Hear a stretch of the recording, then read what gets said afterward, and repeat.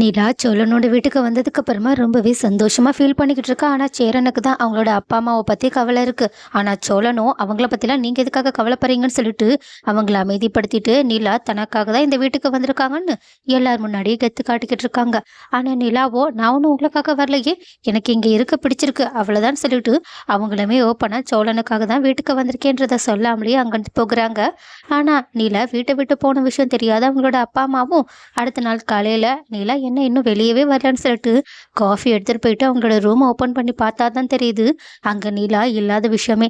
அது மட்டும் இல்லாம நிலாவோட அப்பா அவங்களோட அம்மா கிட்ட பொண்ணு இவ்வளோ நேரம் இங்க இல்லவே இல்லை, உனக்கு தெரியவே இல்லையான்னு கேட்க அதுக்கு அவங்களோட அம்மாவும், ஏங்க நைட்டு தானே நம்ம கதவையும் கேட்டையும் பூட்டணும், சாவி கூட என்கிட்ட தான் இருக்கு, காலையில நான் தான் ஓப்பன் பண்ணேன், அதுக்கப்புறமா அவ கண்டிப்பா வெளியே போயிருக்க வாய்ப்பே கிடையாதுங்க அப்படின்னு சொல்ல உடனே அவங்களோட அப்பாவும் சந்தேகப்பட்டு பின் கேட் ஓப்பன் பண்ணி பார்த்தா அந்த கேட்டு ஓப்பனாவே இருக்கு.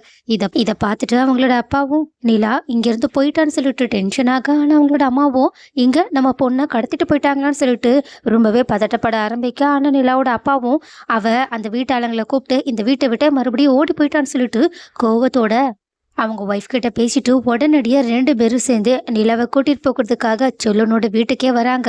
அங்க வந்துட்டு சேரன் கிட்ட என் பொண்ணு எங்கன்னு கேட்க சேரனும் நிலாவோட ரூம் ஓபன் பண்ணி அவங்கள வர சொல்லி சொல்றாங்க. நிலாவும் வெளியே வந்ததுக்கு அப்புறமா நிலாவோட அப்பா எவ்வளவோ நிலா கிட்ட சொல்லி பாக்குறாங்க, உன்னால இதுக்கப்புறம் இங்க இருக்க முடியாது, ஏன் நீ பிறந்து வளர்ந்த வீட்டுக்கு உன்னால ஏன் வர முடியலன்னு கேட்க அதுக்கு நிலாவும் எனக்கு பயமா இருக்கு, என்னால இதுக்கப்புறமா அங்க இருக்க முடியாது, எனக்கு இங்க இருக்கதான் பிடிச்சிருக்குன்னு மறுபடியும் மறுபடியும் குழந்தை மாதிரி அடம் பிடிச்சுக்கிட்டே இருக்காங்க.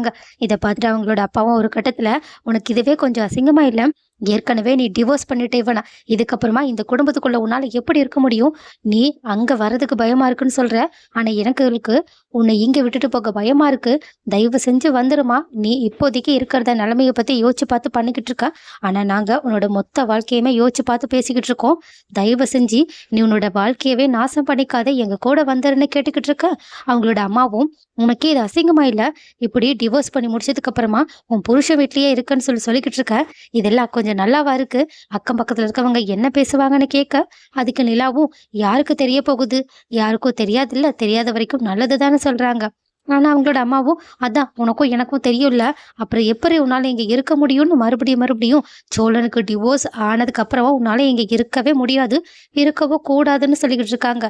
அதனால ஒரு கட்டத்துல நிலாவும், உங்களுக்கு இப்ப என்ன பிரச்சனை, நான் டிவோர்ஸ் பண்ணிட்டு இங்கே இருக்காதானே உங்களுக்கு பிரச்சனை, பேசாம என்ன மறுபடியுமே சோழனுக்கே கல்யாணம் பண்ணி வச்சிருங்க, அப்ப எந்த பிரச்சனையும் கிடையாது தானேன்னு சொல்லிடுறாங்க.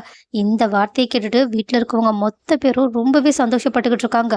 அதுலயும் சோழனெல்லாம் கையிலேயே பிடிக்க முடியலன்னு பாத்துக்குவாங்களா. ஆனா இதை கேட்டுட்டு நிலாவோட அப்பாவும், உனக்கு புத்தி கித்தி கெட்டு போயிடுச்சா என்ன, மறுபடியும் இந்த குப்பை வீட்டுக்கு வந்து வாழணும்னு ஆசைப்படுறேன், இங்க பாரு ஒழுங்கு மரியாதையா அப்பா கூட வந்துரு, அப்படி இல்லைன்னா நடக்கிறதே வேறன்னு சொல்லிட்டு அவங்கள வற்புறுத்தி இழுக்க ஆரம்பிக்க, ஆனா நிலாவும் அவங்களோட கையை தட்டி விட்டுக்கிட்டு இருக்காங்க. ஆனா அவங்களோட அம்மாவும் நிலாவை வற்புறுத்துற மாதிரி தெரியுது. இதை பார்த்துட்டு ஒரு கட்டத்துல கடுப்பான சோழனும், இங்க பாருங்க அதாவ சொல்றாள்ல, எனக்கு நிலாவை கல்யாணம் பண்ணி வைங்க, அப்படி இல்லைன்னா நாங்களே கல்யாணம் பண்ணிக்கிறோம் அப்படின்னு சொல்லிட்டு அவங்க நிலாவோட கையை பிடிக்கிறாங்க. ஸோ மறுபடியும் நிலாவுக்கும் சோழனுக்கும் கல்யாணம் ஆக போதா என்ன?